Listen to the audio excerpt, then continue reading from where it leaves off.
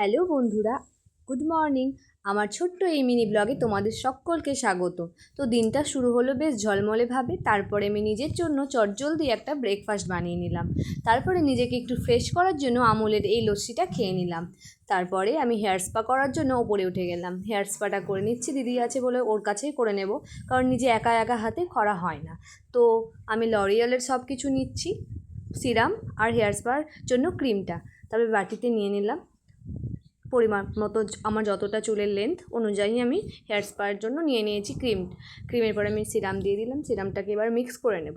Mix করে নেওয়ার পরে আমি বসে গেছি হেয়ার স্পার জন্য বাড়িতে। এই তো আমার চুল।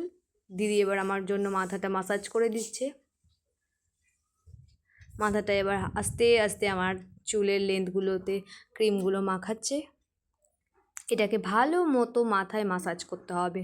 মাসাজ করে নেওয়ার পর আমার যেহেতু স্ট্রিম মেশিন নেই, সেজন্য আমি তোয়ালে দিয়ে গরম জল দিয়ে ওটা দিয়ে দিলাম। তারপরে স্নান করে ভেজা চুলে একটু ক্যাত মেরে নিলাম।